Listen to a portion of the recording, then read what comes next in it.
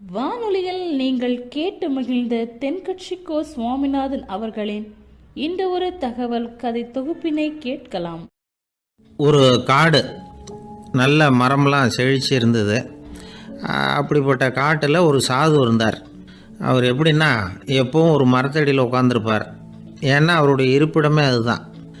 அவர் என்ன பண்ணுவார், 3 கல் வச்சுருந்தார். செங்கல் மாதிரி இருக்கும், ஆனால் அதை விட கொஞ்சம் பெருசாக இருக்கும். எதுக்கு அந்த 3 கல்லுன்னா, அதுதான் அவருடைய படுக்கை. அதாவது தூங்குறப்ப ஒரு கல்லை தலைக்கு கீழே வச்சுக்குவார், இன்னொரு கல்லை இடுப்புக்கு கீழே வச்சுக்குவார், இன்னொரு கல்லை காலுக்கு கீழே வச்சுக்குவார். உடம்பை அப்படியே ஒரு தகட்டால் மூடிக்குவார், அப்படியே தூங்கி போடுவார். மழை பெய்யுதுன்னு வச்சுங்க, அவர் உடம்பு 3 கல் மேலே இருக்குதா, அதனால் தண்ணி அடியில் ஓடி போடும், உடம்பு நனையாது. மேலே தகடு இருக்கிறதுனால மழையும் உடம்புல படாது. அவர் தூக்கமும் கெடாது, நிம்மதியாக தூங்குவார். பகலில் அந்த 3 கல்லையும் ஒரு சேர ஒரு அடுப்பு மாதிரி வச்சு அது மேலே உட்காந்துக்குவார். அதனால் பாம்பு பூச்சி எதுவும் அவரை தொந்தரவு பண்ணுறதில்ல. அது பாட்டுக்கு நடந்து போயிடும். அவர் பாட்டுக்கு நிம்மதியாக இருப்பார். யாராவது எதையாவது கொண்டுகிட்டு கொடுத்தா அதை வாங்கி சாப்பிடுவார், அவ்வளவுதான். ஒரு நாள் அந்த நாட்டு அரசன் காட்டுக்கு வேட்டையாட வந்தான். அந்த வழியாக வந்தப்போ இந்த சாது படுத்துருக்கிறத பார்த்தான், பரிதாபப்பட்டான்.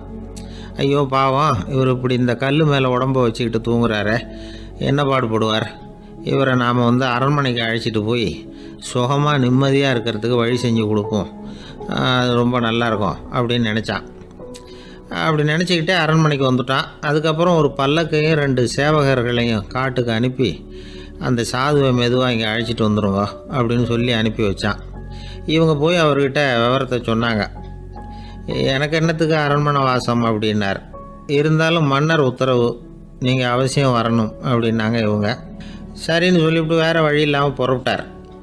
புறப்படும் பொழுது என்ன பண்ணார்னா, மறக்காமல் அந்த 3 கல் ஒரு தகடு அதையும் எடுத்து பல்லக்கில் வச்சுக்கிட்டார். என்னத்துக்கு இதையெல்லாம் எடுத்து வைக்கிறாரு அப்படின்னு சொல்லி அவங்க யோசனை பண்ணாங்க. இருந்தாலும் அதை பற்றி ஒன்றும் கேட்கல. பேசாமல் அவரை அழைச்சிட்டு போய் அரண்மனையில் விட்டுட்டாங்க. அரசன் ஓடி வந்தான், வரவேற்றான், அறுசுவை உணவு படைத்தான். அவர் படுக்கிறதுக்கு தங்க கட்டில், பட்டு மெத்தை, இப்படி எல்லாம் ஏற்பாடு பண்ணி வச்சான். இங்கே படுத்து ஓய்வு எடுத்துக்குங்க அப்படின்னு சொல்லிவிட்டு அவன் பாட்டு போயிட்டான். மறுநாள் காலையில் பார்க்குறான், சாது படுத்துருக்கிறார். எப்படி தெரியுமா, அந்த பட்டு மெத்தை மேலே 3 கல்லையும் வச்சு வழக்கம் போலவே அது மேலே படுத்துருக்கிறார். அதுக்கு மேலே தகடு. அரசன் பார்த்துட்டு அதிர்ச்சி ஆகிட்டான். என்ன சுவாமி இப்படி அப்படின்னா, சாது சொன்னார், எனக்கு தேவையும் இல்லை குறையும் இல்லை, எல்லா இடத்துலையும் எனக்கு ஒரே மகிழ்ச்சி தான் அப்படின்னார். மகிழ்ச்சிங்கிறது தங்க கட்டிலேயோ பட்டு மெத்தையிலேயோ இல்லை, அது மனசில் இருக்கிற ஒரு விஷயம். உண்மையான மகிழ்ச்சிக்கு வழி மனப்பக்குவம் அப்படிங்கிறது அந்த அரசனுக்கு புரிஞ்சுதான். இந்த காலத்தில் ஒரு சாமியார், அவரை தேடி ஒரு சீடன் வந்தான். என்னாச்சு தெரியுமா சுவாமி, எனக்கு நிம்மதி வேணும், அதுக்கு என்ன வழின்னு கேட்டான். சாமியார் நிமிர்ந்து பார்த்தார். அப்புறம் சொன்னார், நீ ஏகப்பட்ட பேர்கிட்ட கடன் வாங்கியிருக்கிற, அதையெல்லாம் திருப்பி கொடுத்தா தான் உனக்கு நிம்மதி கிடைக்கும்னார். இவனுக்கு ஆச்சரியம். அது எப்படி சாமி, அவ்வளவு கரெக்டாக நான் கடன் வாங்கினதை கண்டுபிடிச்சிங்க அப்படின்னா, உனக்கு கடன் கொடுத்து சாமியாராக போனதே நான் தான்ப்பா, அதனால தான் இந்த கதிக்கு வந்தேன். என்கிட்டயே நிம்மதிக்கு வழி கேட்குறியே, அதுதான்டா வேதனை அப்படின்னாராம் அவர். திருநெல்வேலி மாவட்டத்தில் கோவில்பட்டிக்கு பக்கத்தில் உள்ள ஊர் கடம்பூர். காமராசர் முதலமைச்சராக இருந்த காலம். கடம்பூரில் ஒரு பள்ளி சீரமைப்பு மாநாடு நடக்குது. அந்த பக்கத்தில் உள்ள பள்ளிக்கூடம்லாம் அதில் கலந்துக்குது. கண்காட்சி வேற, ஊர் பூரா விழா கோலம். மறுநாள் மாநாடு நடக்க போகுது. ஆனால் முதல் நாளே மழை பிடிச்சிக்கிட்டுது. மறுநாளும் அது விடாமல் பேஞ்சிக்கிட்டு இருக்குது. காமராசர் காலையிலேருந்து பல்வேறு நிகழ்ச்சிகளில் கலந்துக்கிட்டு சாயந்தரமாக கடம்பூருக்கு சேர வேண்டியவர். மழை பேஞ்சிக்கிட்டு இருக்கிறதுனால நிகழ்ச்சி ரத்தாயிடுமோ என்னமோ அப்படின்னு எல்லாரும் சந்தேகப்பட்டுக்கிட்டு இருக்கிறாங்க. அவர் கோவில்பட்டி பயணிகள் விடுதியில் இருக்கிறார். கடம்பூர்லேருந்து சில பேர் போய் அவரை சந்திக்கிறாங்க. மழை பெஞ்சிக்கிட்டு இருக்குதே, என்ன செய்யலாம் அப்படின்னு கேட்குறாங்க. மழை பெஞ்சால் நல்லது தானே, அதுக்காக மாநாட்டை எதுக்காக ரத்து செய்யணும்? ஆசிரியர்கள் எவ்வளவு கஷ்டப்பட்டு ஏற்பாடு பண்ண மாநாடு, கட்டாயம் வந்துடுறேன் அப்படின்னாராம் காமராசர். உடனே புறப்பட்டார். மழையை பொருட்படுத்தாத மக்கள் கூட்டம், அது கலையாமல் காத்துக்கிட்டு இருக்கிறாங்க அவ்வளோ பேரும். தலைவர் வந்துட்டார்னு தெரிஞ்சது ஜனங்களுக்கு ஏகப்பட்ட உற்சாகம். ஜனங்கள் அவ்வளவு உற்சாகமாக வரவேற்றாங்க. மாநாடு ஆரம்பமாச்சு. மலர் மாலைகள் மலை மாதிரி குவிய ஆரம்பிச்சுட்டுது. வரிசையாக ஒவ்வொரு கல்வி நிலையம் சார்பாகவும் வரவேற்பு பத்திரம் வாசித்து கொடுக்குறாங்க. என்ன வாசிக்கிறாங்கங்கிறத காமராசர் கூர்ந்து கவனிக்கிறார். ஏகப்பட்ட புகழ் மொழிகள், ரொம்ப பாராட்டி புகழ்ந்து என்னென்னமோ வாசிச்சுக்கிட்டு இருக்கிறாங்க. கொடை வள்ளலே, குணக்குன்றே, மலையே, கடலே, இப்படி தமிழ் மொழியில் பாராட்டுறதுக்கு எத்தனை வார்த்தைகள் உண்டோ அத்தனையும் அதில் சேர்த்துருக்குறாங்க. காமராசர் பொறுமை இழந்துட்டார். போதும் போதும், உங்கள் எல்லாரையும் பார்த்து 2 வார்த்தை பேசிவிட்டு போகிறதுக்காக தான் நான் வந்திருக்கிறேன். எல்லாரும் மழையில் சிரமப்பட்டு நின்றுக்கிட்டு இருக்கிறீங்க, இப்படி என்ன புகழ்ந்து படிச்சுக்கிட்டே இருந்தால் எப்படி அப்படின்னாராம். அதுக்கப்புறம் பேசி முடிச்சிருக்கிறார். மாநாட்டு நிகழ்ச்சிகள் முடிஞ்சதும் இன்னொரு நிகழ்ச்சியில் கலந்துக்கிறதுக்காக புறப்பட்டாராம். ஒரு திறந்த ஜீப்பில் அவரை ஊர்வலமாக அழைச்சிக்கிட்டு போயிருக்கிறாங்க.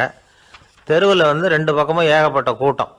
அங்கங்கே ஜீப்பை நிறுத்தி ரோஜா மாலை, ஜருக மாலை இப்படி போட்டுக்கிட்டே இருக்கிறாங்க. அதையெல்லாம் அப்படி அப்படியே வாங்கி அங்கங்கே நின்றுக்கிட்டு இருந்த குழந்தைகள்கிட்டையும் தாய்மார்கள்கிட்டையும் கொடுத்துக்கிட்டே போகிறார். அந்த சமயத்தில் கூட்டத்துக்கு அப்பால் ஒரு பெரியவர் கையில் ஒரு மல்லிகை சரத்தோடு நின்றுக்கிட்டு இருக்கிறார். அவரால் முண்டி அடிச்சுக்கிட்டு முன்னால் வர முடியல. காமராசர் இதை கவனிக்கிறார். அவ்வளவுதான், உடனே நிறுத்தப்பா வண்டியை அப்படிங்கிறார். ஜீப்பு நிற்கிது.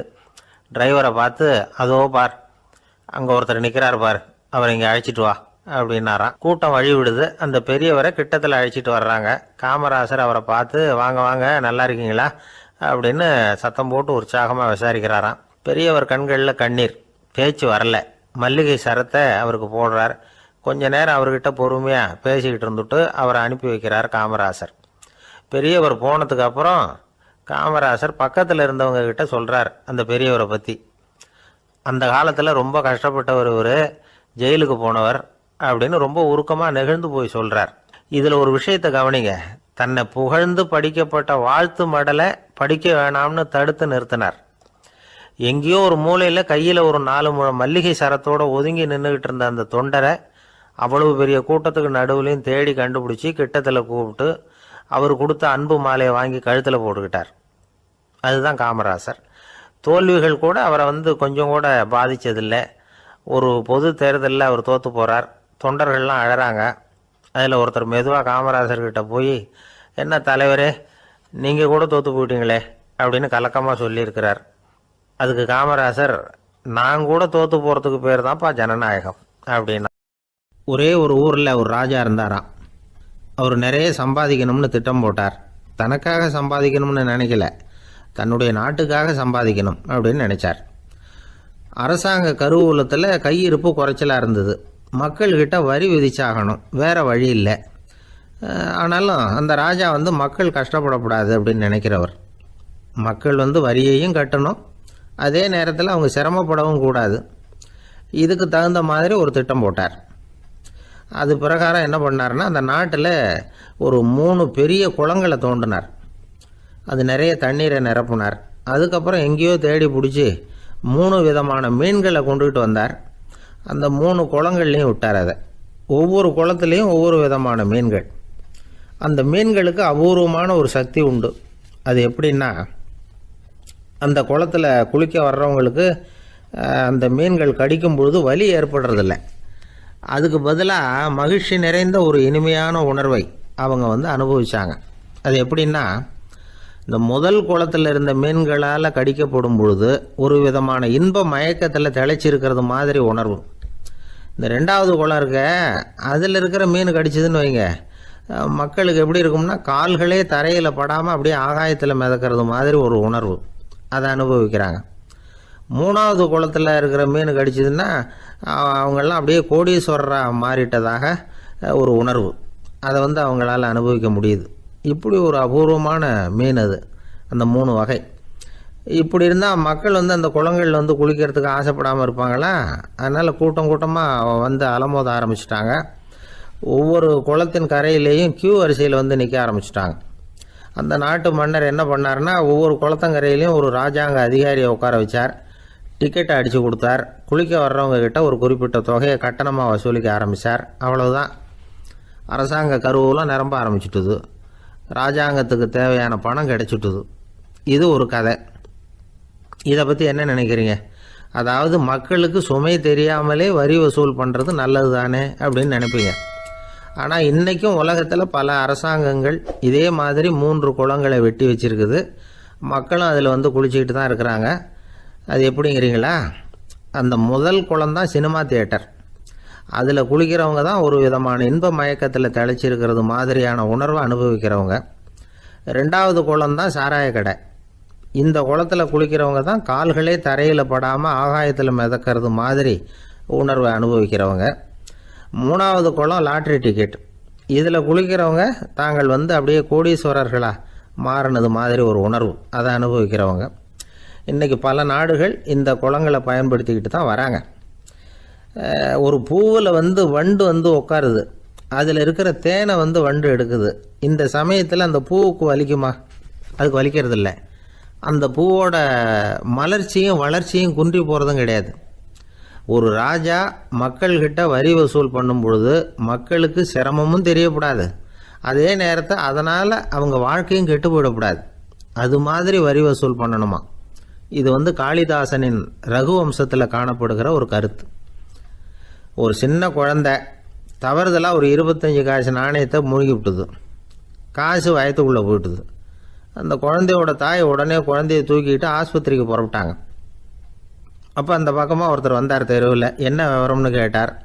இவங்க சொன்னாங்க, குழந்தை காசை முழுங்கிட்டுது, அதுதான் அவசரமாக ஆஸ்பத்திரிக்கு தூக்கிட்டு ஓடுறேன் அப்படின்னாங்க. அவர் சொன்னார், கவலைப்படாதம்மா, உடனே இப்படி கொடுங்க குழந்தைய அப்படின்னு கையில் வாங்கினார். ஒரு கையில் அந்த குழந்தையோட கால் ரெண்டையும் பிடிச்சி தலைகீழாக தூக்கி பிடிச்சார். இன்னொரு கையால் அந்த குழந்தையோட வயத்தில் குறிப்பாக ஒரு இடத்துல அப்படியே தேடி அந்த சுட்டு விரலால் ஒரு இடத்துல பொட்டுன்னு தட்டினார். உடனே காசு அந்த குழந்தையோட வாய் வழியாக வெளியில் விழுந்துட்டுது. காசை எடுத்துக்கிட்டு இந்தாங்கம்மா உங்கள் குழந்தை அப்படின்னார். ரொம்ப நன்றிங்க, நிச்சயமாக நீங்கள் ஒரு டாக்டராக தான் இருக்கணும், என்னுடைய யூகம் சரிதானே அப்படின்னாங்களாம் அந்த அம்மா. அதுக்கு அவர், இல்லைங்க, நான் ஒரு இன்கம் டேக்ஸ் ஆஃபீஸர், வருமான வரி அதிகாரி அப்படின்னு சொல்லிவிட்டு போனாராம். ஒரு ஊரில் ஒரு ஞானி இருக்கிறார். ரொம்ப பெரிய ஞானி, ரொம்ப வயசாகிட்டுது. கடைசி காலத்தில் அவர்கிட்ட சில பேர் வந்தாங்க. உங்கள் குரு யார் அப்படின்னு கேட்டாங்க. அவர் நிமிர்ந்து பார்த்தார். எனக்கு ஆயிரக்கணக்கான குருமார்கள் உண்டு, அவங்க பேரெல்லாம் சொல்லணும்னா இந்த காலம் பத்தாது, ஆனால் முக்கியமான ஒரு 3 பேரை பற்றி மட்டும் உங்களுக்கு சொல்கிறேன் அப்படின்னாராம். அப்புறம் சொன்னார், அந்த 3 பேரில் ஒருத்தன் ஒரு திருடன். ஒரு சமயம் ஒரு பாலைவனம் வழியாக நான் போய்கிட்டு இருந்தேன். அப்போது வழி தவறி போய் ஒரு கிராமத்துக்கு போயிட்டேன். அது இருட்டு நேரம், நடு ராத்திரி, ஊரே உறங்கி போச்சு. அந்த நேரத்தில் ஒரு ஆள் மட்டும் ஒரு வீட்டு சுவத்தில் ஏதோ பண்ணி உள்ளே நுழையிறதுக்கு முயற்சி பண்ணிகிட்டு இருக்கிறான். அவங்கிட்ட போய் நான் இன்றைக்கி இங்கே எங்கே தங்க முடியும் அப்படின்னு கேட்டேன். அதுக்கு அவன், இந்த ராத்திரி வேளையில் அது ரொம்ப சிரமம், ஒரு திருடனோட உங்களால் தங்க முடியும்னா நீங்கள் என்னோட தங்கலாம் அப்படின்னா. நான் அவங்க கூட 1 மாதம் தங்கியிருந்தேன். ஒவ்வொரு நாள் ராத்திரியும் இப்போ நான் என்னுடைய வேலைக்கு போகிறேன், நீங்கள் ஓய்வு எடுத்துக்கோங்க அப்படின்னு சொல்லிவிட்டு போவான். அவன் திரும்பி வந்த உடனே உனக்கு ஏதாவது கிடச்சிதான்னு நான் கேட்பேன். அதுக்கு அவன், இன்றைக்கி ராத்திரி ஒன்றும் இல்லை, நாளைக்கு மறுபடியும் முயற்சி பண்ணுவேன் அப்படின்பா. எப்பவும் அவன் நம்பிக்கை இழந்ததே கிடையாது, எப்பவும் சந்தோஷமாகவே இருப்பான். நானும் ரொம்ப காலமாக தியானம் பண்ணிக்கிட்டே இருந்தேன், ஒன்றுமே நடக்கலை. ஆனால் நான் என்ன பண்ணேன் தெரியுமா, மனசு வருத்தப்படும், நம்பிக்கை இழந்துருவேன். அப்போல்லாம் அந்த திருடனுடைய விடாமுயற்சி தான் ஞாபகத்துக்கு வரும். அதனால் அந்த திருடன் எனக்கு ஒரு குரு.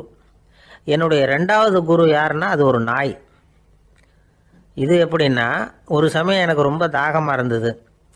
ஒரு நதியை நோக்கி போய்கிட்டு இருந்தேன். அப்போது ஒரு நாயும் வந்தது. அதுக்கும் தாகம். ஓடி ஆற்றை பார்த்துது. அதோட நிழல் ஆற்றுல தெரிஞ்சுது. அதை பார்த்ததும் பயந்துட்டுது. அது, அதாவது அது தன்னுடைய சொந்த உருவத்தையே கண்டு பயந்தது. அதை பார்த்து குறைக்குது, திரும்பி ஓடிச்சு. ஆனால் அதுக்கு தாகம் அதிகமாக இருந்ததுனால அது மறுபடியும் திரும்பி வந்தது. பார்த்தா மறுபடியும் தண்ணியில் நாயோட உருவம் தெரியுது. இப்படி சில தடவை பண்ணிச்சு. இருந்தாலும் கடைசியில் தண்ணியில் குதிச்சுட்டுது துணிஞ்சி. இப்படி குதித்த உடனே அதோட உருவமும் மறைஞ்சுட்டுது. இதை பார்த்தேன். நான் என்ன புரிஞ்சுக்கிட்டேன்னா, எவ்வளவு தான் பயம் இருந்தால் கூட ஒருத்தன் தைரியமாக காரியத்தில் இறங்கணும் அப்படிங்கிறத புரிஞ்சுக்கிட்டேன். இந்த போதனை அந்த நாய்கிட்ட இருந்து எனக்கு கிடைச்சிது. இது ஒன்று. அடுத்தது என்னுடைய 3வது குரு யாருன்னா அது ஒரு சின்ன குழந்தை. நான் ஒரு சமயம் ஒரு நகரத்துக்கு போனேன். அங்கே ஒரு குழந்தை எரிகிற மெழுகுவத்தி ஒன்று எடுத்துக்கிட்டு வந்தது. நான் அந்த குழந்தைய பார்த்து வேடிக்கையாக கேட்டேன், ஏன் பாப்பா இந்த மெழுகுவத்தியை நீயாவே கொளுத்துனியா அப்படின்னு கேட்டேன். ஆமான்னுது அந்த குழந்தை. சரி, இந்த மெழுகுவர்த்தி முன்னாடி எரியாமல் இருந்தது, இப்போ எரியுது. இந்த மெழுகுவர்த்திக்கு வெளிச்சம் எங்கேருந்து வந்தது, அதை எனக்கு காட்ட முடியுமா அப்படின்னு கேட்டேன் அந்த குழந்தைகிட்ட. இதுக்கு அந்த குழந்தை சிரிச்சுக்கிட்டு அந்த மெழுகுவர்த்தியை ஊதி அணைச்சுட்டுது. அதுக்கப்புறம் என்னை பார்த்து கேட்டுது, இப்போ இந்த மெழுகுவர்த்தியின் வெளிச்சம் போனதை பார்த்தீங்க இல்லையா, அது எங்கே போச்சுன்னு எனக்கு சொல்லுங்க அப்படின்னுது. அந்த குழந்தை இப்படி கேட்டதும் என்கிட்ட இருந்த ஆணவம் அழிஞ்சுட்டுது. நான் படித்ததெல்லாம் அந்த வினாடியில் சுக்கு நூறாக போயிட்டுது. என்னுடைய முட்டாள்தனத்தை நான் உணர்ந்தேன் அப்படின்னு இவ்வளவும் அந்த ஞானி விவரமாக சொன்னாராம். அதனால் நாம் இன்னார்கிட்டே இருந்து தான் இதை கற்றுக்கணுங்கிறது இல்லை, யாருக்கிட்டே இருந்தும் எதையும் கற்றுக்கலாம். நம்மால் ஒருத்தன் ஒரு நாய் வளர்த்துக்கிட்டோம்னா அந்த நாய்க்கு வால் கிடையாது, யாரோ ஏற்கனவே வெட்டி எடுத்துட்டாங்க. இந்த நாய் தான் சார் எனக்கு குரு, அதுக்கிட்டே இருந்து கூட நான் பாடம் கற்றுக்கிட்டு இருக்கிறேன் அப்படின்னா. அப்படி என்ன கற்றுக்கிட்டேன் இந்த வால் இல்லாத நாய்கிட்டே இருந்து அப்படின்னு கேட்டோம். நாம் யாருக்கிட்டேயும் வாலாட்டக்கூடாது அப்படிங்கிற பாடத்தை அதுக்கிட்டே இருந்து தான் நான் கற்றுக்கிட்டேன் அப்படின்னா. ஒரு சின்ன பையன் என்னை தேடிட்டு ஓடி வந்தான். ஒரு கதை சொல்லுங்கன்னா. சொந்தமாக எதுவும் தெரியாதே என்ன, உங்களுக்கு சொந்தமாக எதுவும் தெரியாதுன்னு எனக்கும் தெரியும் அப்படின்னா. இந்த பையன் அடிக்கடி என்கிட்ட வந்து கதை கேட்குறவன், அதனால் என்னோட ரகசியம்லாம் அவனுக்கு அத்துப்படி. அதனால தான் அவ்வளவு தெளிவாக அடித்து விட்றான். சரி, இப்போ என்ன செய்யலாம்னு, பழைய கதை ஏதாவது ஒன்று சொல்லுங்களேன்னா. உனக்கு கிருஷ்ணதேவராயரை தெரியுமான்னு. அவர்கிட்ட நேரில் பழக்கம் இல்லை, ஆனால் அவரை பற்றி புஸ்தகத்தில் படிச்சிருக்கேன்னா. சரி, இவன்கிட்ட மேற்கொண்டு பேச்சு கொடுத்தா நம்மளை ஒரு மாதிரி ஆக்கி விடுவான் அப்படிங்கிறத யூகம் பண்ணிட்டு அவனை உட்கார வச்சு கடைசி வரைக்கும் குறுக்க பேசக்கூடாது அப்படின்னு ஒரு கண்டிஷனையும் போட்டுட்டு அந்த கதையை சொன்னேன். ஒரு சமயம் கிருஷ்ணதேவராயர் சமஸ்தானத்துக்கு ஒரு பெரிய வித்வான் வந்து சேர்ந்தாராம். என்னோட போட்டி போடுறதுக்கு இந்த ஊரில் யாராவது இருக்கீங்களா அப்படின்னு சவால் விட்டாராம். அந்த ஊரில் இருந்த பெரிய பெரிய வித்வான்லாம் இது ஏதுனா வம்பா போச்சுன்னு நினைக்க ஆரம்பிச்சிட்டாங்க. யாரும் அந்த ஆளோட போட்டி போடுறதுக்கு தயாராக இல்லை, எல்லாரும் நடுங்கிக்கிட்டு இருக்கிறாங்க. அந்த நேரத்தில் ஒருத்தன் மட்டும் தைரியமாக முன்னுக்கு வந்தான். அது யாருன்னா தெனாலிராமன். அந்த சமஸ்தானத்தில் விகட கவி அவன். என்ன அனுப்புங்க போட்டிக்கு, நான் ஜெயிச்சு காட்டுறேன்னா. உனக்கு அவ்வளவு தைரியம் இருக்குதா அப்படின்னு கேட்டாங்க. தைரியம் மட்டும்தான் என்கிட்ட இருக்குது, ஆனால் தைரியம் இருந்தால் அதிர்ஷ்டம் தேடிட்டு வருங்கிறது எனக்கு தெரியும் அப்படின்னா. அடுத்த நாள் போட்டி ஆரம்பமாச்சு. அந்த பெரிய வித்வான் வந்து நின்னார். தெனாலிராமன் எதிரில் வந்து நின்னான். அந்த வித்வான் ஒரு விரலை காட்டினார். தெனாலிராமன் பதிலுக்கு 2 விரலை காட்டினான். வித்வான் 3 விரலை காட்டினார். இவன் உடனே 4 விரலை காட்டினான். உடனே 5 விரலை காட்டினார் அவர். தெனாலிராமன் உடனே தன்னுடைய கை முஷ்டியை காட்டினான், கையை மூடி காட்டினான். அவ்வளோதான். அந்த பெரிய வித்வான் கிருஷ்ணதேவராயர் காலில் விழுந்தார். நான் தோத்துட்டேன், என் தோல்வியை ஒத்துக்கிறேன் அப்படின்னு சொல்லிவிட்டார். கிருஷ்ணதேவராயர் அவரை தனியாக அழைச்சிட்டு போய் என்ன நடந்ததுன்னு விசாரித்தார். அந்த வித்வான் விளக்கம் கொடுத்தார். ஆண்டவன் ஒருவன் தான் உண்டுங்கிறத விளக்கிறதுக்காக நான் ஒரு விரலை காட்டினேன், அப்படி இல்லை சக்தியை சேர்த்தா சக்தி சிவன் 2 பேர் உண்டுன்னு உங்கள் வித்வான் 2 விரலை காட்டினார். மூர்த்திகள் 3 பேருங்கிறதுக்காக நான் 3 விரலை காட்டினேன். வேதங்கள் 4ன்னு சொல்லி அவர் 4 விரலை காட்டினார். பஞ்சபூதங்கள் 5ன்னு நான் 5 விரலை காட்டினேன். அதையெல்லாம் அடக்கி ஆளணும்னு சொல்லி அவர் கையை மூடி உறுதியாக காட்டினார். அடடா, உங்கள் வித்வானுக்கு எப்பேற்பட்ட அறிவு, அவர் தான் ஜெயிச்சார், நான் தோத்துட்டேன் அப்படின்னார் அவர். அப்படி சொல்லிவிட்டு அவர் போயிட்டார். அதுக்கப்புறம் தெனாலிராமனை கூப்பிட்டு என்னப்பா நடந்தது அப்படின்னு கேட்டாராம். அதுக்கு தெனாலிராமன் விளக்கம் கொடுத்துருக்குறான். அவன் முதல்ல என்னை கொன்னுடுவேன்னு அந்த வித்வான் ஒரு விரலை காட்டினான். உடனே ஒரு 2 கண்ணையும் தோண்டி போடுவேங்கிறதுக்காக நான் 2 விரலை காட்டினேன். உனக்கு நாமம் போட்டுருவேன்னு சொல்லி 3 விரலை காட்டினான். அதை அழிச்சிருவேன்னு 4 விரலை காட்டினேன். உன்னை அரைஞ்சிருவேன்னு அவன் 5 விரலை காட்டினான். நான் உங்களை குத்தி போடுவேன்னு சொல்லி கையை மூடி காட்டினேன் அப்படின்னா. இப்போ பாருங்கள், ஜெயிச்சது யார்? தைரியம் மட்டும் இருந்துட்டா அதிர்ஷ்டம் தானாக தேடி வருங்கிறது எவ்வளவு உண்மையாக போச்சு. அதனால் நாம் எப்பவும் தைரியமாக இருக்கணும்னு சொல்லிவிட்டு என் எதிரில் கதை கேட்டுட்டு உட்காந்துருந்த சின்ன பையனை பார்த்தேன். அவன் என்னை நிமிர்ந்து பார்த்தான். அவன் தன்னோட கை கால் 2ஐயும் ஒரு மாதிரியாக என் முன்னால் தூக்கி 20 விரலை காட்டினான். எனக்கு ஒன்றும் புரியல. இதுக்கு என்னப்பா அர்த்தம்னு கேட்டேன். இதே கதையை இதுக்கு முன்னாடி என்கிட்ட 20 தடவை நீங்கள் சொல்லியிருக்கீங்கன்னு அர்த்தம் அப்படின்னா. அந்த காலத்தில் அண்ணாமலை ரெட்டியார்னு ஒருத்தர் இருந்தார். அவர் வெங்கனூர் அப்படிங்கிற கிராமத்தில் இருந்தார். அங்கேருந்து விருத்தாசலம் கோவிலுக்கு தவறாமல் போயிட்டு வந்துக்கிட்டு இருந்தார். இடையில் வெள்ளாறு, அதில் ஒரு சமயம் வெள்ளம் வந்துட்டுது. இவரால் போக முடியல.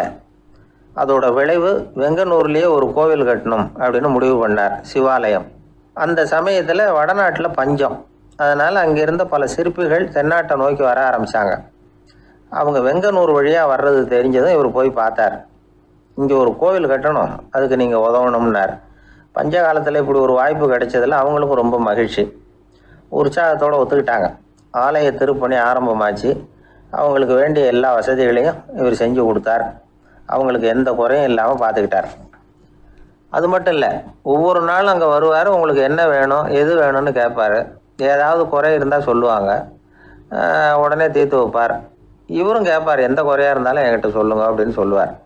அதை தவிர இவராகவே கவனித்தும் அவங்களுக்கு என்னென்ன தேவைங்கிறத கண்டுபிடிச்சி அதையெல்லாம் கொடுத்துக்கிட்டு இருப்பார்.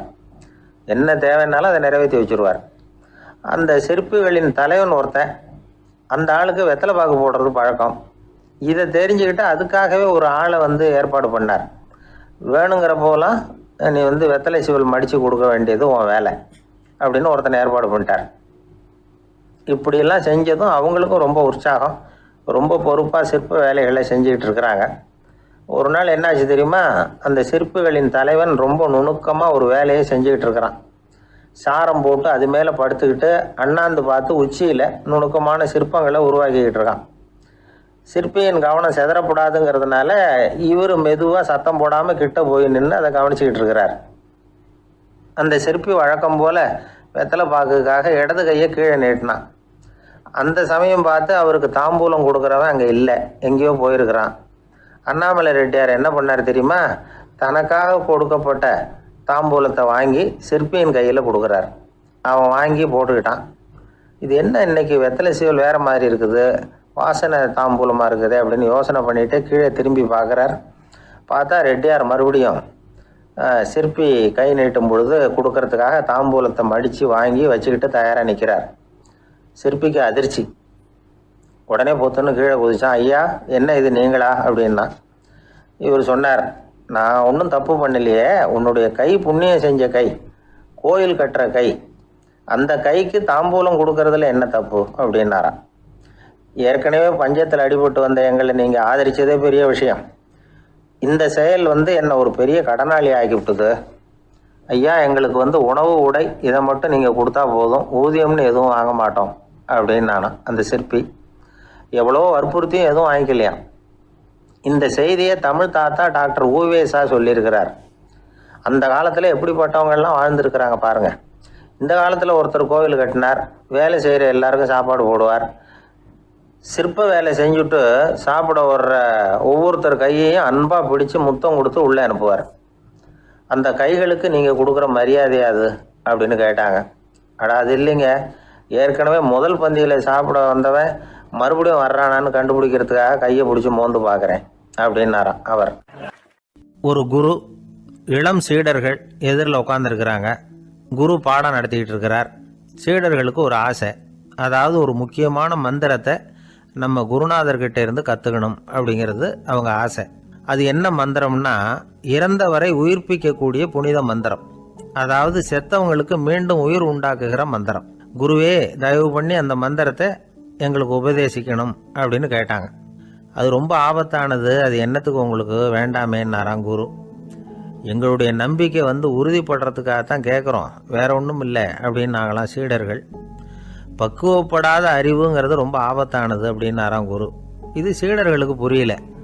அது எப்படிங்க பக்குவப்படாத அறிவு ஆபத்தானதுன்னு சொல்கிறீங்க, அப்படின்னா என்ன அப்படின்னு கேட்டிருக்காங்க சீடர்கள். குரு அதுக்கு விளக்கம் கொடுத்தாராம். அந்த மந்திரத்தை எப்போ பயன்படுத்தணுங்கிறது முக்கியம்.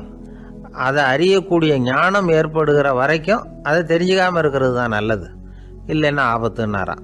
ஆனால் அந்த சீடர்கள் அதை கேட்குற மாதிரி இல்லை, ரொம்ப பிடிவாதம் பண்ண ஆரம்பிச்சிட்டாங்க. சரி வாங்க சொல்கிறேன்னார் குரு. எல்லாரும் வந்தாங்க. அந்த புனித மந்திரத்தை அவங்களுக்கு ரகசியமாக உபதேசம் பண்ணார். உபதேசம் பண்ணிவிட்டு அவங்களுக்கு எச்சரிக்கையும் கொடுத்தார்.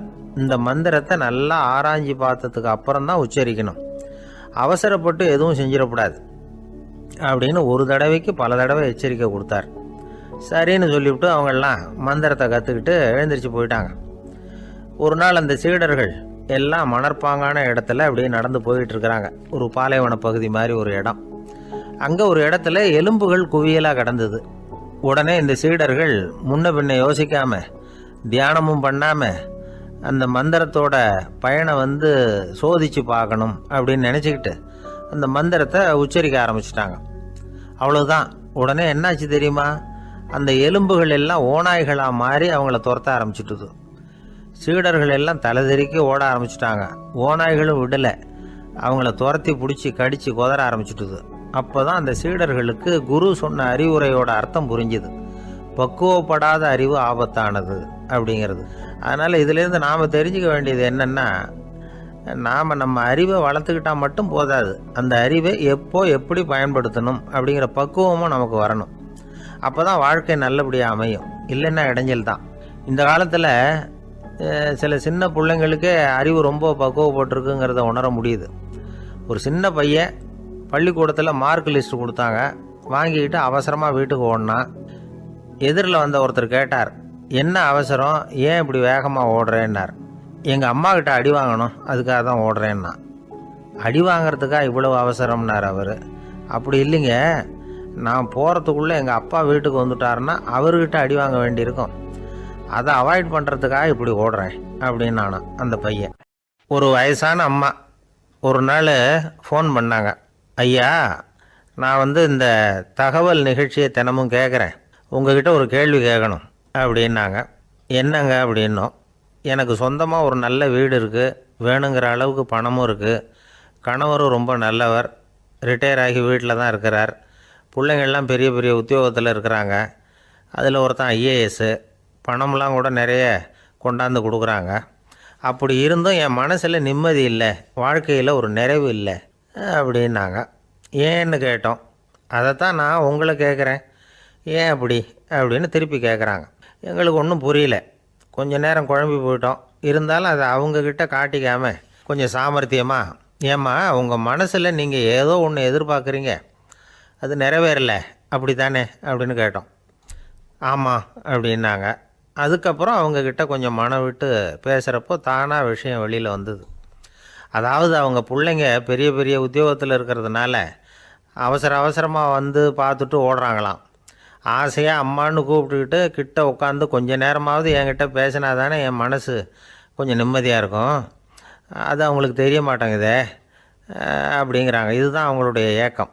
இந்த ஏக்கம் அந்த தாயின் மனசில் இருந்துக்கிட்டு இருக்குது. இப்படி மகனுடைய அன்புக்காக மட்டுமே ஏங்குகிற தாய்மார்கள் பல பேர் இருக்கிறாங்க இந்த உலகத்தில். இதை நினைக்கிறப்போ ஒரு வெளிநாட்டு நாடோடி கதை ஞாபகத்தில் வருது. அதாவது கடவுள் படைப்பு தொழிலில் ரொம்ப மும்முரமாக ஈடுபட்டுக்கிட்டு இருந்தாராம். மீன்களை படைச்சாராம், பறவைகளை படைச்சாராம், விலங்குகளை படைச்சாராம். அவருக்கு திருப்தி ஏற்படலை. அதுக்கப்புறம் மனிதர்களை படைச்சிருக்கிறார். அப்போவும் அவருக்கு மன நிறைவு ஏற்படலையாம். கடைசியாக தன்னுடைய சக்தி முழுசையும் பயன்படுத்தி குறையே இல்லாத அளவுக்கு ஒரு படைப்பை உருவாக்கினாராம். அந்த உன்னதமான ஒரு படைப்பு அதுதான் பெண், அதாவது தாய். இப்படி உருவாக்கி எல்லாரையும் இந்த உலகத்தில் விட்டுவிட்டாராம். அதுக்கப்புறம் கொஞ்ச காலம் கழித்து தன்னுடைய தேவியை அழைச்சிக்கிட்டு இந்த பூலோகத்துக்கு வந்திருக்கிறார். தன்னுடைய குறையில்லாத படைப்பாகிய பெண்ணை பார்த்தாராம். ஏம்மா, உனக்கு இன்னும் ஏதாவது குறை இருந்தால் சொல்லு, அதையும் நிவர்த்தி பண்ணி விடுறேன் அப்படின்னாராம். அந்த அம்மா பார்த்துருக்காங்க. சுவாமி, எனக்கு நீங்கள் கொடுத்துருக்கிறது 2 கை, என்னுடைய பிள்ளைகளுக்கு சேவை செய்கிறதுக்கு இந்த 2 கை பத்தலை, அதனால் இன்னும் ஒரு 2 கை கொடுத்தா தேவலை அப்படின்னாங்களாம். கடவுள் பார்த்தார். அதனால் என்ன, அப்படியே செஞ்சு விடலாம், இதோ அதுக்கான வரம் கொடுத்துட்டேன் அப்படின்னார். அந்த அம்மாவுக்கு இப்போ 4 கை ஆகிட்டுது. 4 கையாலேயும் குழந்தைகளுக்கு சேவை செய்ய ஆரம்பிச்சிட்டாங்க. கடவுள் திருப்தியாக திரும்பி போனார். அதுக்கப்புறம் கொஞ்சம் காலம் கழித்து மறுபடியும் திரும்பி வந்தார் தேவியோட. பெண்ணை பார்த்தார். இப்போ என்னம்மா சந்தோஷந்தானே அப்படின்னாராம். அதுக்கு அந்த அம்மா சந்தோஷந்தான், இருந்தாலும் இப்போ எனக்கு இருக்கிற 2 காலும் போதில்லை, இன்னும் ஒரு 2 கால் இருந்தால் தேவையில்லை, நிறைய ஓடி ஆடி பிள்ளைகளுக்காக வேலை செய்ய வேண்டியிருக்குது அப்படின்னாங்களாம். சரின்னு சொல்லி 4 கால் இருக்கிறது மாதிரி செஞ்சுட்டு போயிட்டார் கடவுள். மறுபடியும் கொஞ்ச நாள் கழித்து தேவி சொன்னாங்க கடவுள்கிட்ட, நீங்கள் என்ன தான் முயற்சி பண்ணினாலும் முழுமையான ஒரு படைப்பை உங்களால் உருவாக்க முடியாது, அப்படி தான் நான் நினைக்கிறேன் அப்படின்னாங்களாம். அப்படியா சொல்கிற, வா அந்த பொண்ணை பார்த்துட்டு வருவோம் அப்படின்னு புறப்பட்டு இங்கே வந்தாங்களாம். இங்கே வந்து பார்த்தா 4 கால் 4 கையோடு அந்த பொண்ணு ஒரு செவுத்தில் சாஞ்சி உட்காந்து அழுதுகிட்டு இருக்குது. இப்போ தேவி அந்த பொண்ணை சுட்டி காட்டி கடவுள்கிட்ட கேட்டாங்களாம், ஏங்க நீங்கள் அந்த பொண்ணுக்கு கையை கொடுத்தீங்க காலை கொடுத்தீங்க சரி, அந்த கண்ணீரையும் எதுக்காக கொடுத்தீங்க அப்படின்னு கேட்டாங்களாம். அதுக்கு கடவுள் சொன்னாராம், கையை கொடுத்தது நான் தான், காலை கொடுத்தது நான் தான், ஆனால் அந்த கண்ணீரை கொடுத்தது நான் இல்லை, அதை கொடுத்தது அந்த அம்மாவோட பிள்ளைங்க அப்படின்னாராம். இன்றைக்கும் அப்படி தான் பல பிள்ளைங்க அவங்க அம்மாவுக்கு கண்ணீரை தான் கொடுத்துக்கிட்டு இருக்கிறாங்க. அம்மாவை மதிக்கிற பிள்ளைங்க தான் இன்றைக்கி நல்லபடியாக இருக்கிறாங்கங்கிறது அவங்களுக்கு தெரியறதில்ல. இந்த காலத்து பிள்ளையாண்டான் ஒருத்தன் அவங்க அம்மாக்கிட்டேயும் நல்ல பிள்ளையாக நடந்துக்குவான், மனைவிக்கிட்டேயும் நல்ல கணவனாக நடந்துக்குவான், ரொம்ப சாமர்த்தியம். ஒரு நாள் அவங்ககிட்ட கேட்டாங்க, ஏன்பா உங்கள் அம்மாவும் உன் மனைவியும் சண்டை போட்டுக்கிட்டா நீ எந்த பக்கம் அப்படின்னாங்களாம். வீட்டுக்கு வெளிப்பக்கம் அப்படின்னானான் அவன். அமெரிக்க ஜனாதிபதி ஆப்ரஹாம் லிங்கன் ஒரு நாள் தன்னோட கோச்சு வண்டியில் தலைநகரான வாஷிங்டனுக்கு போயிட்டுருக்கிறார். கோச்சு வண்டி ஒரு சாலையில் போயிட்டுருக்கு. அந்த சாலைக்கு ஒரு பக்கத்தில் பயங்கரமான சதுப்பு நிலம். சதுப்பு நிலம்னா அது புதைகுழி, புதை மணலுங்கிறோம்ல, அது மாதிரி. அந்த சதுப்பு நிலத்தில் யாராவது மாட்டிக்கிட்டா அவ்வளோதான், ஆளை கொஞ்சம் கொஞ்சமாக உள்ளே அமுக்கிவிடும், தப்பிச்சு கரையிறது கஷ்டம். அப்படிப்பட்ட நிலம் அது. ஆப்ரஹாம் லிங்கன் ஏதோ ஒரு முக்கியமான அரசாங்க வேலையாக போயிட்டு திரும்பி வந்துக்கிட்டு இருக்கிறார். அதனால் அந்த சமயத்தில் அவர் விலை வசந்த ஆடைகளை அணிஞ்சிருக்கிறார். அப்படி அவர் அந்த கோச்சு வண்டியில் வந்துக்கிட்டு இருக்கிறாரு. அந்த சமயத்தில் ஒரு காட்சி அவர் கண்ணில் பட்டுட்டுது. என்ன தெரியுமா? ரோட்டுக்கு பக்கத்தில் இருந்த சதுப்பு நிலத்தில் ஒரு இளம் பன்றி குட்டி சிக்கிக்கிட்டு தவிச்சிக்கிட்டு இருக்குது, பரிதாபமாக கத்திக்கிட்டு இருக்குது. அதை பார்த்தார் லிங்கன். அவருக்கு என்ன மாதிரி ஆயிட்டுது. உடனே வண்டியை நிறுத்த சொன்னார், கீழே இறங்கினார். தன்னோட விலை வசந்த ஆடைகளை பற்றி லட்சியம் பண்ணவே இல்லை. தனக்கே ஆபத்து வரலாம்ங்கிறத பற்றியும் கவலைப்படலை. தான் ஒரு குடியரசுத் தலைவருங்கிறத பற்றியும் அவர் நினச்சி பார்க்கல. நேராக அந்த சதுப்பு நிலம் பக்கமாக போனார். அந்த சேத்துல இறங்கி பன்றிக்குட்டியை காப்பாற்றி கரைக்கு கொண்டுட்டு வந்து சேர்த்துட்டார். அதுக்கப்புறம் நிம்மதியாக கோச்சு வண்டியில் ஏறி வெள்ளை மாளிகைக்கு வந்து சேர்ந்தார். ட்ரெஸ்ஸு உடம்பு பூரா சேறு சகதி. பார்க்குறவங்களுக்கெல்லாம் ஆச்சரியமாக போச்சு. அவங்களுக்கு ஒன்றும் புரியல. இவர் நேராக ட்ரெஸ்ஸு மாற்றிக்கிறதுக்காக போனார். கோச்சு வண்டி ஓட்டிகிட்டு வந்தவங்கிட்ட போய் எல்லோரும் கேட்டாங்க, என்ன ஆச்சு அப்படின்னு. அவர் வர்ற வழியில் நடந்த விவரத்தை சொன்னார். ஆப்ரஹாம் லிங்கனுடைய இந்த இறக்க குணத்தை எல்லாரும் பாராட்டினாங்களாம், புகழ்ந்தாங்களாம். ஆனால் இதுக்கு லிங்கன் என்ன பதில் சொன்னார் தெரியுமா? தயவு பண்ணி இந்த புகழ்ச்சியான பேச்சையெல்லாம் ஒதுக்குங்க, அதெல்லாம் வேணாம். அந்த சின்ன பிராணி சகதியில் மாட்டிக்கிட்டு துடிச்சிக்கிட்டு இருந்தது, அதை பார்த்தேன். உடனே என்னுடைய இதயத்தில் ஒரு முள் தைச்சது மாதிரி ஒரு உணர்வு. அந்த முள்ளை பிடுங்கி எறிஞ்சேன், அவ்வளவுதான். உண்மையில் அந்த பிராணிக்கு நான் உதவினேங்கிறத விட எனக்கு ஏற்பட்ட இன்னலை போக்கிக்கிட்டேன் அப்படிங்கிறது தான் உண்மை. அதுதான் பொருத்தம். அப்படி இருக்கிறப்போ இதில் புகழறதுக்கு என்ன இருக்குது அப்படின்னாரு ஆப்ரஹாம் லிங்கன். எவ்வளவு யதார்த்தமான வார்த்தைகள் பாருங்கள். இந்த காலத்தில் நம்மளையும் பல பேர் அப்படி உண்டு. நீச்சல் தெரியாத ஒரு ஆள் தண்ணியில் இறங்கிட்டான். தண்ணி ஆழங்கிறது அப்புறமா தான் தெரிஞ்சுது. தத்தளிக்க ஆரம்பிச்சுட்டான், வாழ்னு கத்துறான். கரையில் நின்றுக்கிட்டு இருந்த ஒருத்தர் இதை பார்த்தார். உடனே அவருக்கு இதயத்தில் முள்ளு தைச்சது மாதிரி ஒரு உணர்வு. உடனே குபீர்னு தண்ணியில் பாஞ்சார். அவரை காப்பாற்றி கரைக்கு கொண்டுட்டு வந்து சேர்த்தார். இதை பார்த்துக்கிட்டு இருந்த இன்னொருத்தர் காப்பாற்றின அந்த ஆளை பாராட்டி புகழ்ந்தார். என்ன புகழாதீங்க சார் அப்படின்னார் அவர். ஏன்னு கேட்டார் இவர். நான் அந்த ஆளை ஏன் காப்பாற்றினேன் தெரியுமா? அவன் நேற்றுக்கு என்கிட்ட 300 ரூபா கடன் வாங்கியிருக்கிறான். இவன் தண்ணியில் போட்டான்னா நான் கொடுத்த கடனும் தண்ணியில் போடும். அதனால தான் விழுந்து காப்பாற்றினேன் அப்படின்னா அந்த ஆள். பொங்கல் திருநாள். பொங்கல் திருநாள்னா இது ஏதோ அறுவடை திருநாள் அப்படின்னு சொல்லுவோம். அதாவது வருஷம் பூரா நாம் பாடுபட்டு அதனுடைய பலனை அனுபவிக்கிற நாள் அப்படிங்கிறது நாம் சொல்லிகிட்டு இருக்கிறது. இது முக்கியமாக இது ஒரு நன்றி அறிவிப்பு நாள் அப்படின்னு சொல்லுவாங்க. இன்றைக்கி நிறைய நன்றி அறிவிப்பு கூட்டம்லாம் நடந்துக்கிட்டு இருக்குல்ல, அது மாதிரி விவசாயிகள் நடத்துகிற ஒரு நன்றி அறிவிப்பு விழா இது. யாருக்கு நன்றி சொல்கிறாங்கன்னா ஆதவனுக்கு. அதாவது சூரியன் இல்லைன்னா விவசாயம் இல்லை. அதனால் ஆதவனுக்கு நன்றி செலுத்துகிற நாளாக இந்த பொங்கல் திருநாளை நாம் கொண்டாடுறோம். அதாவது இந்த பொங்கலில் விவசாயிகள்கிட்டேருந்து நிறைய பண்புகளை நாம் தெரிஞ்சுக்க வேண்டிய நாள் இது. விவசாயிகள் அவங்க விவசாயம் முன்னேறி இருக்கிற அளவுக்கு விவசாயிகளுடைய வாழ்க்கை தரம் முன்னேறலை. அந்த அளவுக்கு அவர்கள் நாட்டுக்காக உழைச்சிக்கிட்டு இருக்கிறாங்க. அந்த காலத்திலே அதை பற்றி ஒரு கதை சொல்கிறது உண்டு. ஒரு வயசான ஆள் நிலத்தில் ஏறு உழுதுகிட்டு இருந்தாராம். கிழிஞ்சு போன ஒரு சின்ன துண்டை தான் இடுப்பில் கட்டியிருந்தாராம். தலையில் ஒரு கந்தலை சுற்றி இருந்தார். உடம்பு பூரா சேரு, ரொம்ப ஏழை. ஏறு ஓட்டிகிட்டு இருக்கிறவர் வேறு எப்படி இருப்பார்? இருந்தாலும் அந்த ஆள் ரொம்ப ஜாலியாக பாட்டு பாடிக்கிட்டே ஏறு உழுதுகிட்டு இருந்தாராம். உடம்புல தான் அவர் ஏழையை தவிர மனசில் ஒரு ஏழையாக தெரியல. அந்த சமயத்தில் அந்த நாட்டு ராஜா அந்த பக்கமாக குதிரை மேலே வந்தாராம். வேட்டைக்கு போயிட்டு பரிவாரங்களோடு திரும்பி வந்துக்கிட்டு இருக்கிறார். ரொம்ப செல்வ செழிப்பில் இருக்கிற ராஜா அவர் இந்த வயசான விவசாயியை பார்த்துருக்கார். இந்த ஆள் ரொம்பவும் ஏழைங்கிறது அவர் பார்த்தாவே பளிச்சுன்னு தெரியுது.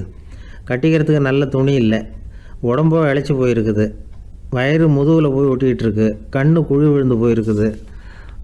ஆனாலும் முகத்தை பார்த்தா சந்தோஷமாக இருக்கிற மாதிரி இருக்குது. இவ்வளோ உற்சாகமாக பாடிக்கிட்டு இருக்கிறாரே அப்படின்னு ஆச்சரியமாக நினச்சி பார்த்தார் அந்த ராஜா. சரி, அவர்கிட்ட கொஞ்சம் பேச்சு கொடுத்து பார்க்கலாம் அப்படின்னு முடிவு பண்ணார்.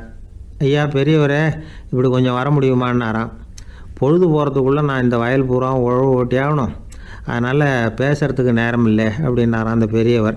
என்ன அவ்வளவு அவசரமாக? மீதி இருந்தால் நாளைக்கு உழுதக்கூடாதா? அது சரி, உனக்கு எத்தனை ஏக்கர் நிலம் இருக்குது அப்படின்னு விசாரிச்சிருக்கார் ராஜா. எனக்குன்னு சொந்தமாக உள்ளங்கை அளவு கூட நிலம் கிடையாது. இது எங்கள் முதலாளியோட நிலம். இதை பூராவும் உழுது முடித்தா தான் அவர் கூலி கொடுப்பார். நான் கூலிக்கு உழுதுகிட்டு இருக்கிறேன். உங்ககிட்ட பேசிக்கிட்டு இருந்தால் அவருக்கு துரோகம் பண்ணது மாதிரி ஆகிடும் அப்படின்னாராம். ராஜா குதிரையை விட்டு கீழே இறங்கினார். வரப்பில் நடந்து அந்த பெரியவர்கிட்டே போனாராம். சரி, ஒரு நாள் பூரா உழுதா உனக்கு எவ்வளவு கூலின்னு கேட்டிருக்கார். 8 அணா கூலி கிடைக்கும்னாராம் அவர். இது ரொம்ப காலத்துக்கு முன்னாடி நடந்த ஒரு சம்பவங்கிறதுனால அப்போ 8 அணா கூலிங்கிறது ரொம்ப பெருசு. இருந்தாலும் அதுவும் அந்த ராஜாவுக்கு பெரிய கூலியாக தெரியல. இவ்வளவு தானா, இதை வச்சுக்கிட்டு நீ எப்படி காலம் தள்ளுற அப்படின்னாராம். ஒன்றும் கவலை இல்லை அப்படின்னாராம் அவர். ராஜாவுக்கு ரொம்ப ஆச்சரியமாக போச்சு. 8 அணா கூலி வாங்குகிற இந்த ஆள் கவலை இல்லாமல் இருக்கிறார், ஏராளமான வசதியோடு இருக்கிறன்னா கவலை இல்லாமல் வாழ முடியலையே அப்படின்னு நினச்சி பார்த்துருக்கார். அது சரி, 8 அணாவில் எப்படி குடும்பம் நடத்துகிற அப்படின்னு கேட்டாராம். எனக்கு கிடைக்கிற 8 அணாவில் 2 அணா குடும்பத்துக்கு செலவழிக்கிறேன், 2 அணா பழைய கடனுக்கு கொடுக்குறேன், 2 அணா தர்மம் செய்கிறேன், 2 அணா வட்டிக்கு கொடுக்குறேன், ஒரு குறையும் இல்லைன்னாராம். ராஜாவுக்கு ஒன்றும் புரியல. எனக்கு ஒன்றும் புரியலேன்னு இருக்கார். ஐயா, எனக்கும் என் மனைவிக்கும் 2 அணா செலவாகுது. வயசான அம்மா அப்பா இருக்கிறாங்க, சின்ன வயசில் என்னை காப்பாற்றினவங்க அவங்க. அந்த கடனுக்கு 2 அணா செலவாகுது, அது பழைய கடன். என் தங்கச்சி ஒருத்தி ஆதரவு இல்லாத நிலைமையில் தன்னுடைய மகனோட என் வீட்டில் வந்திருக்கிறா. அவளுக்கும் அவள் மகனுக்கும் 2 அணா செலவு பண்ணுறேன், அது தர்மம். எனக்கு 2 பிள்ளைங்க இருக்கிறாங்க, அவங்களுக்கு 2 அணா செலவு பண்ணுறேன், அது வட்டிக்கு கொடுக்கறது மாதிரி. பிற்காலத்தில் அவங்க எங்களை காப்பாற்றுவாங்க. அந்த வகையில் நான் திருப்தியோடு வாழ்ந்துக்கிட்டு இருக்கிறேன் அப்படின்னாராம். ராஜாவுக்கு அர்த்தம் புரிய ஆரம்பிச்சுதான். அந்த பெரிய நிலத்தை விலை கொடுத்து வாங்கி அந்த பெரியவருக்கே தானமாக கொடுத்துட்டாராம். இப்போ உழுதவருக்கே நிலம் சொந்தமாகிட்டுது. அன்னையிலேருந்து அரசனுக்கும் ஆறுதல் கிடைச்சிதான். இப்படி ஒரு கதை சொல்லுவாங்க. 8 அணா வருமானத்தை வச்சுக்கிட்டு எப்படி காலத்தை தள்ளுறதுன்னு சொல்கிறதுக்காக இந்த கதையை சொல்கிறதாக யாரும் தப்பாக நினச்சிக்கக்கூடாது. கிடைக்கிறத எப்படி பங்கு போடுறார், எப்படி திருப்தியாக வாழறார் அப்படிங்கிறது தான் முக்கியம். அது மாதிரி இன்றைக்கு இந்த பொங்கல் திருநாளில் உழவர்கள் மனசு மகிழ்ச்சியாக இருந்ததுன்னா அது எல்லாரும் மகிழ்ச்சியாக இருக்கிறது மாதிரி அர்த்தம். அதனால் அவர்கள்ட்டேருந்து நாம் பாடம் கற்றுக்கணும். சில உழவர்கள் தங்கள் நிலத்தில் விளையிறத தாங்கள் சாப்பிட மாட்டாங்க, அடுத்தவங்கள்ட்ட விற்றுட்டு சந்தையில் போய் வேறு அரிசி வாங்கிட்டு வந்து தான் இவங்க சாப்பிடுவாங்க. அப்படிப்பட்ட விவசாயிகள்லாம் இது உண்டு. பங்கிடுகிற பண்பை உழவர்கள்ட்டேருந்து கற்றுக்கொள்ளுங்கள் அப்படிம்பாங்க. ஒரு ஆள் நிம்மதியாக மகிழ்ச்சியாக இருந்தானா, உங்கள் நிம்மதிக்கும் மகிழ்ச்சிக்கும் என்ன காரணம்னு கேட்டிருக்கார் இன்னொருத்தர். என்கிட்ட இருந்தது பூராவையும் என் பிள்ளைங்களுக்கு சமமாக பங்கு போட்டு கொடுத்துட்டேன், எனக்குன்னு எதுவுமே வச்சுக்கல, அதுதான் நிம்மதிக்கு காரணம்ன்றிருக்கான். உங்ககிட்ட இருந்தது எவ்வளவு இருந்தது அப்படின்னு கேட்டிருக்காரு அவர். மொத்தமாக ஒரு 50,000 ரூபா இருக்கும் அப்படின்னு இருக்கான். அவ்வளவும் பணமாகவே இருந்ததா அப்படின்னு கேட்டிருக்காங்க இவங்க. இல்லைங்க, அவ்வளவும் கடன், அதை தான் பிரித்து கொடுத்துருக்கேன் பிள்ளைங்கக்கிட்ட அப்படின்னு நானும். அவன் ஒரு மனிதர், அவர் யாருக்கிட்டே தொலைபேசியில் பேசிகிட்டு இருக்கிறார். கொஞ்சம் தூரத்தில் நாம் நிற்கிறோம். எட்டத்தில் இருந்துக்கிட்டு அவரை கவனிக்கிறோம். அவர் ஃபோனில் பேசுகிறத.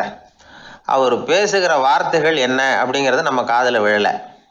ஆனாலும் அவர் பேசிக்கிட்டு இருக்கிறது நல்ல செய்தியா கெட்ட செய்தியா அப்படிங்கிறத நம்மளால் யூகிக்க முடியும். மகிழ்ச்சியான செய்தியை பேசும்போது முகம் மலருது, புன்னகை பூக்குது. இதில் ஒன்று நீங்கள் கவனிக்கணும். தொலைபேசியில் நாம் பேசுகிறப்போ நம்மோட பேசுகிறவர் எதிரில் இல்லை. அவர் தொலைபேசி வழியாக நம்ம குரலை மட்டும்தான் கேட்க போகிறார். நம்ம முகத்தை அவர் பார்க்க போகிறதில்ல. அப்படி இருந்தும் அப்போ நம்ம முகம் ஏன் மலரணும் அப்படின்னா இதுதான் உடல் மொழி, பாடி லாங்குவேஜ் அப்படின்னு சொல்கிறாங்க. நம்ம அறியாமலேயே நம்ம உடம்பு செய்திகளை தெரிவிக்குது பாருங்கள், அதுதான் உடல் மொழி.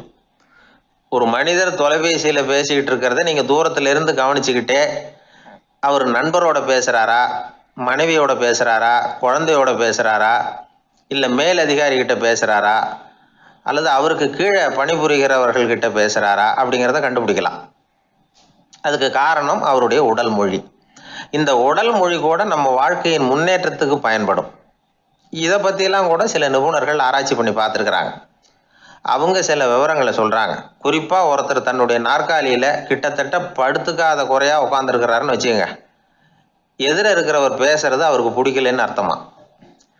தலையை சொரிஞ்சிக்கிறது, வேறு வேறு திசைகளில் பார்க்குறது, கொட்டாவி விடுறது, கால்களை மாற்றி போட்டு உட்கார்றது, களைப்பாக கை விரல்களை அப்படியே பின்னிக்கிறது, அடிக்கடி கடிகாரத்தை பார்க்குறது, இப்படிலாம் ஒருத்தர் பண்ணிக்கிட்டு இருக்கிறாருன்னா நாம் கூடிய சீக்கிரம் அந்த இடத்த விட்டு எழுந்திரிச்சு வந்துடுறது நல்லது. ஏன்னா இதெல்லாம் அவருடைய சலிப்பு, சோர்வு, ஆர்வமின்மை இதுக்கு அடையாளங்கள். நம்முடைய பேச்சு அவரை சலிப்படைய வச்சுட்டுதுன்னு அர்த்தம். அவர் ரொம்பவும் சோர்ந்து போயிட்டாருன்னு பொருள். நம்முடைய பேச்சில் அவருக்கு ஆர்வம் இல்லைன்னு அர்த்தம். அதே நேரத்தில் நாற்காலியின் நுனியில் அமர்ந்து உடலை முன்னுக்கு நகர்த்தி எதிர இருக்கிறவரின் கண்களை பார்த்துக்கிட்டே பேசினாலும் சரி அல்லது பேச்சை கேட்டாலும் சரி, உங்கள் பேரில் மற்றவங்களுக்கு உள்ள பிடிப்பு அதிகரிக்கும். நாம் எப்படிப்பட்டவருங்கிறத நம்ம உடம்பும் நடை உடை பாவனையும் அடுத்தவங்களுக்கு காட்டி கொடுத்துரும். உங்கள் உடம்பு, உங்கள் பார்வை, நடை, உட்கார்ற விதம் இதை வச்சுக்கிட்டே நீங்கள் பொறுப்புள்ளவரா, முரடரா, அலட்சியமானவரா, மரியாதை தெரிஞ்சவரா, அடக்கமானவரா, நம்பிக்கைக்கு உரியவரா, நாணயம் இல்லாதவரா, பயந்தவரா, திறமைசாலியா, அப்பாவியா அப்படிங்கிறதையெல்லாம் கண்டுபிடிச்சிடலாம்.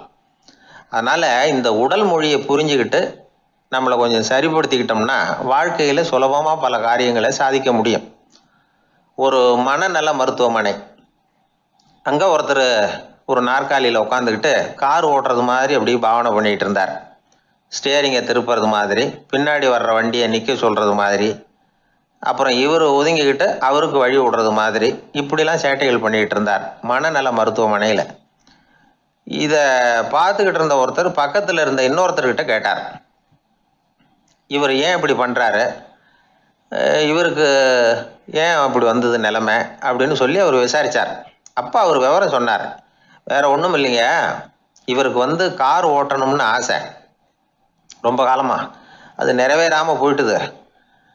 அதுக்கப்புறம் அவர் மனநோயாளியை மாறிட்டார். இங்கே அழைச்சிட்டு வந்தாங்க. இங்கே அழைச்சிட்டு வந்ததுலேருந்து அப்படி தான் பண்ணிகிட்டு இருக்கிறார்.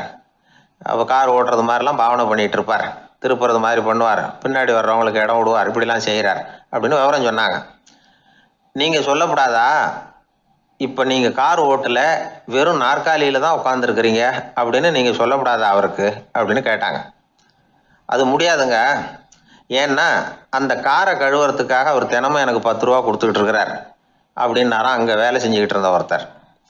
அதனால் வாழ்க்கையில் நாம் இந்த உடல் மொழியை புரிஞ்சுக்கணும். உடல் மொழிங்கிறது இப்போ ஆரம்பத்தில் சொன்னது மாதிரி அந்த தொலைபேசியில் பேசுகிறவங்கள தூரத்திலேருந்து பார்த்தாவே அவர் யாருக்கிட்ட பேசுகிறார், என்ன பேசுகிறாருன்னு தெரியும்.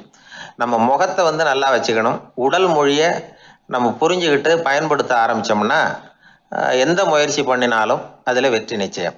நம்பிக்கை இல்லைன்னா இந்த உலகத்தில் நாம் நடமாடவே முடியாது. அவநம்பிக்கையோடு இருந்துக்கிட்டு இருந்தால் என்றைக்கும் அவஸ்தை தான். நாம் நம்புறது நடக்குதோ இல்லையோ அது வேறு விஷயம். ஆனால் எதையும் நம்பி தான் நாம் அடி வைக்க வேண்டியிருக்கு. வேறு ஒன்றும் வேணாம், ஒரு லாட்ரி சீட்டு வாங்குகிறோம், அது எங்கே நமக்கு விழப்போகுது அப்படிங்கிற அவநம்பிக்கையோடவா வாங்குகிறோம். பரிசு நமக்கு தான் அப்படிங்கிற நம்பிக்கை உள்ளூர இருக்கிறதுனால தான் அதை வாங்குகிறோம். இருந்தாலும் முடிவு வேறு மாதிரி ஆகிடுது. அதுக்காக மனசு சோர்ந்து போகிறதில்ல, அடுத்த மாதமும் சீட்டு வாங்குகிறோம். இந்த நம்பிக்கை தான் மனித வாழ்க்கைக்கு ஆதாரம். ஒரு கடையில் போய் டீ சாப்பிட்றீங்க, அந்த டீ நல்ல டீ தானா, அதில் விஷம் கலந்துருக்குமா அப்படிங்கிற சந்தேகம் வந்துட்டுதுன்னு வச்சுங்க. அதுக்கப்புறம் அதை எப்படி நீங்கள் சாப்பிட முடியும்? நம்பி தான் சாப்பிட்ணும். ரயில் ஒழுங்காக போய் சேருங்கிற நம்பிக்கை இருக்கிறதுனால தான் அதில் ஏறி உட்காடுறோம். லெட்டர் ஒழுங்காக போய் சேருங்கிற நம்பிக்கை இருக்கிறதுனால தான் பெட்டியில் போடுறோம். சரி, நம்ம கதையெல்லாம் நம்மளோட இருக்கட்டும். மனித நம்பிக்கை எந்த அளவுக்கு உறுதியாகவும் அறிவுபூர்வமாகவும் இருக்கணுங்கிறதுக்கு அலெக்சாண்டர் வாழ்க்கையில் நடந்த ஒரு சம்பவத்தை உதாரணமாக சொல்லலாம். இந்த உலகத்தையே ஜெயிக்கணும்னு புறப்பட்டார் அலெக்சாண்டர். ஒரு கட்டத்தில் அவர் சிட்னஸ் நதி கரைக்கு சேர்ந்தார். அந்த சமயத்தில் அவருக்கு கடுமையான நோய் வந்துட்டுது. அவர் கூடவே வந்திருந்த கிரேக்க வைத்தியர்கள் என்னென்னமோ முயற்சியெல்லாம் பண்ணி பார்த்தாங்க. இருந்தாலும் அலெக்சாண்டருக்கு வந்திருக்கிறது என்ன நோய்ங்கிறத அவங்களால கண்டுபிடிக்க முடியல. ஏன்னா அந்த பகுதியில் உள்ளவங்களுக்கு மட்டுமே அதிகமாக வரக்கூடிய ஒரு வினோதமான நோயாக இருந்தது அது. ஆனால் அவர் இருக்கிற இடம் எதிரியோட இடம், பாரசீக மன்னனோட ஆளுகைக்கு உட்பட்ட இடம். என்ன பண்ணுறது அப்படின்னு எல்லாரும் யோசனை பண்ணாங்க. பாரசீக மன்னனோட அரண்மனையில் இருக்கிற வைத்தியர் வந்தால் இந்த நோயை குணப்படுத்தி விடுவார் அப்படின்னு சொன்னாங்க. இருந்தாலும் எதிரியோட நாட்டில் இருக்கிற வைத்தியரை கூப்பிட்டு எப்படி நம்பி வைத்தியம் பார்க்க சொல்கிறது அப்படின்னு சொல்லி எல்லோரும் தயங்கினாங்க. ஆனால் அலெக்சாண்டர் தயங்கலை. பரவாயில்ல, அழைச்சிட்டு வாங்கன்னு விட்டார். உடனே அவரை போய் அழைச்சிட்டு வந்துட்டாங்க. அவர் வந்தார். அலெக்சாண்டர் உடம்பை பரிசோதனை பண்ணி பார்த்தார். சரி, இதை குணப்படுத்தி விடலாம், பயப்பட வேண்டியதில்லை. ஆனால் இதுக்கு ஒரு மூலிகை ரசம் தயார் பண்ணி கொடுக்கணும். நான் போய் அதை தயார் பண்ணிவிட்டு 2 நாளில் திரும்பி வந்துடுறேன் அப்படின்னு சொல்லிவிட்டு போனார் அந்த வைத்தியர். அதே மாதிரி 2 நாளில் திரும்பி வந்தார் மூலிகை ரசத்தோட. இதுக்கு இடையில் அலெக்சாண்டரோட தளபதிகளில் ஒருத்தர் ரகசியமாக ஒரு எச்சரிக்கை கடிதம் கொடுத்து அனுப்பியிருக்கிறான். அதை வாங்கி என்ன விஷயம்னு பார்த்தார். இப்போ உங்ககிட்ட வந்திருக்கிற எதிரி நாட்டு வைத்தியரை நம்பாதீங்க, அவன் கொண்டுகிட்டு வந்திருக்கிற மூலிகை ரசத்தில் விஷம் கலந்துருக்குது அப்படின்னு அதில் எழுதியிருக்கு. அதை பார்த்தார் அலெக்சாண்டர். இருந்தாலும் கொஞ்சம் கூட அலட்டிக்கலை. வைத்தியர் கொடுத்த மருந்தை வாங்கி கடகடன்னு குடிச்சுட்டு அதுக்கப்புறம் அந்த கடிதத்தில் இருந்த விஷயத்தை அந்த வைத்தியர்கிட்ட சொன்னார். வைத்தியர் திகைச்சு போயிட்டார். தன் மேலே அலெக்சாண்டர் வச்சுருக்கிற நம்பிக்கையை பார்த்து அவருக்கு ரொம்ப வியப்பு. வைத்தியர் உண்மையிலேயே நல்ல மருந்து தான் கொண்டுகிட்டு கொடுத்துருக்கிறார், அதில் விஷம்லாம் எதுவும் கலக்கலை. அதுக்கப்புறம் அலெக்சாண்டர் அந்த வைத்தியரை பார்த்து சொன்னாராம், நம்பிக்கைங்கிற அச்சாணியை ஆதாரமாக வச்சுக்கிட்டு தான் இந்த உலகம் சுற்றிக்கிட்டு இருக்குது. எனக்கு எதிரியாக இருந்தாலும் பாரசீக மன்னர் ரொம்ப பெரியவர். அப்பேற்பட்ட மன்னருடைய அரண்மனை வைத்தியர் தொழில் நேர்மை இல்லாதவராக இருக்க மாட்டார். அப்படி இருந்தால் அவரை அரண்மனை வைத்தியராக வச்சிருக்கவே மாட்டாங்க அப்படின்னு நம்பினேன். என்னுடைய நம்பிக்கை வீண் போகலை அப்படின்னாராம். இதுதான் மானுட நம்பிக்கைங்கிறது. இந்த காலத்துலேயும் இது மாதிரி இந்த மானுட நம்பிக்கையை ரொம்பவும் சாமர்த்தியமாக கையாளுகிற கெட்டிக்காரங்க சில பேர் இருக்கிறாங்க. இந்த காலத்து குரு, அவருக்கு ஒரு சிஷ்யன். குரு முன்னாடி அந்த சிஷ்யன் ரொம்ப பணிவாக நின்று, குருவே, உங்கள் கையால் விஷத்தை கொடுத்தாலும் அதை வாங்கி மடமடன்னு குடிச்சிருவேன் அப்படின்னா. உன்னுடைய குரு பக்தியை மெச்சினேன் அப்படின்னார் குரு. அதுக்கு அந்த சிஷ்யன், அப்படி இல்லை குருவே, உங்ககிட்ட சிஷ்யனாக இருக்கிறத விட உங்கள் கையால் விஷத்தை வாங்கி குடிச்சு விட்றது ரொம்ப நல்லது, அதனால தான் அப்படி சொன்னேன் அப்படின்னா.